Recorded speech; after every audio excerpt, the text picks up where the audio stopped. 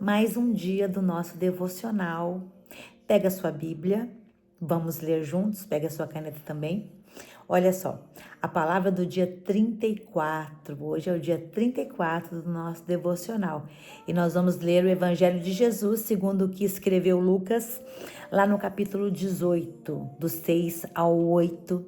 Diz assim a palavra do Senhor: Acaso Deus não fará justiça aos seus escolhidos que clamam a Ele dia e noite? Continuará fazendo esperar? Eu lhes digo, Ele fará justiça e depressa. Palavras do Senhor Jesus. E o tema de hoje é a chave da importunação. Aqui tem um pensamento muito interessante que diz: quantas machadadas você precisa dar até tombar uma grande árvore? 100 vezes? Se ela tombar na 100ª vez, qual machadadas terá derrubado a árvore? Todas as machadadas são imprescindíveis para derrubar uma grande árvore.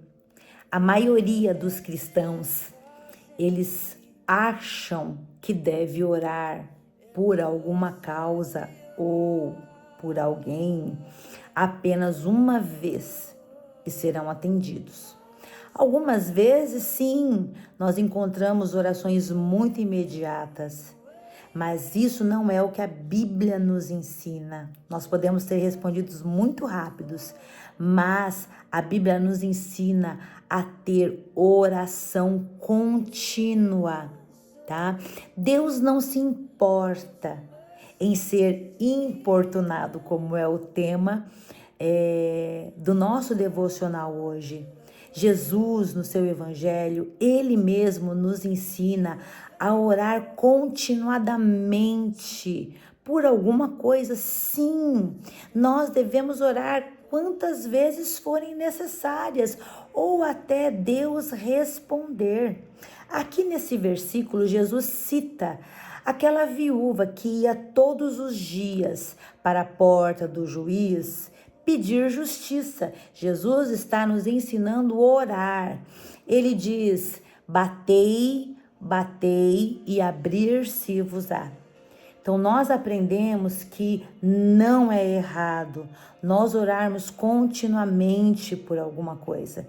Lá em Atos dos Apóstolos, nós vemos que quando Pedro foi preso, a igreja fazia o quê? Contínua. Uma oração continuada, de repente um relógio de oração, turnos de oração em favor de uma causa, de Pedro ser liberto. E a Bíblia fala que então Deus envia o anjo. Olha só, um dos benefícios tão maravilhosos da oração é que quando nós oramos, e mesmo quando nós não podemos ir, não podemos fazer, não podemos agir, Deus manda o anjo. Então eu gosto de dizer que a oração é o veículo que sobe para Deus colocar um anjo e mandar para atender o nosso clamor. Nós aprendemos que também orar é dependência.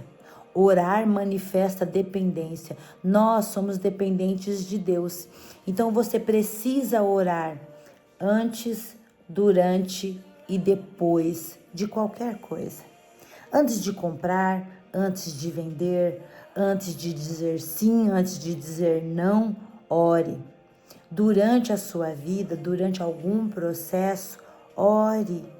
Depois de coisas concluídas, finalizadas, continue orando. A oração precisa ser uma continuidade na nossa vida. Nós aprendemos que a oração é um acesso exclusivo dos filhos. A Bíblia nos mostra isso. Esther, ela teve esse acesso aberto diante de Assuero, do seu marido. Ninguém mais poderia entrar para interceder pelo povo, para clamar pela vida do povo, mas ela poderia entrar. E quando ela entra depois de um período de jejum, a Bíblia nos diz que Assuero estava sentado no seu trono, mas estava de frente para a porta.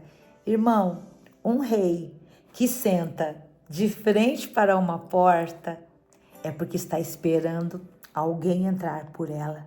Sim, o rei está sentado no seu trono e ele está de frente a essa porta, a esse acesso do trono chamado oração.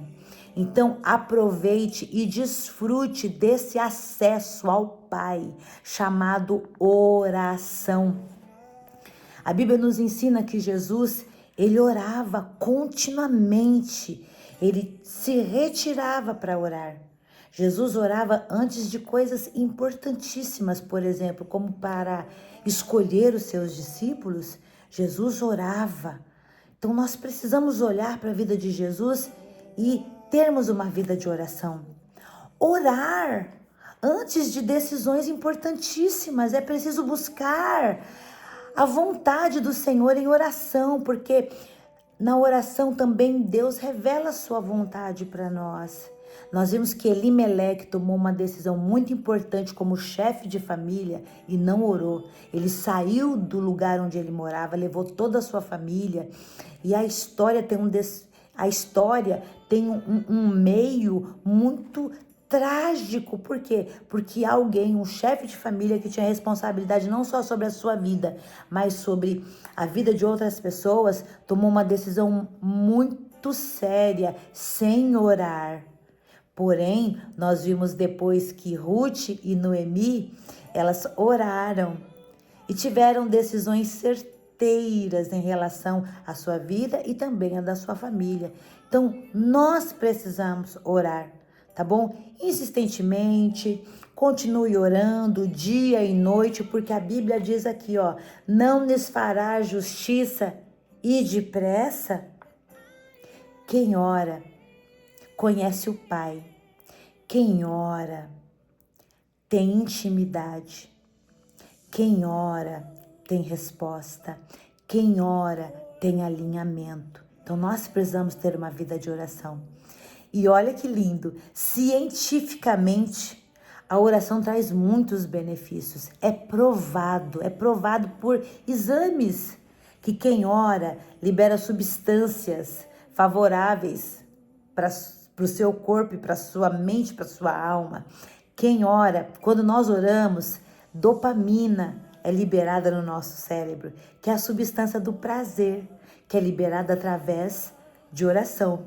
Gera bem-estar, motivação e foco. Por quê? Porque quem ora fica alinhado com o céu, tem foco e motivação.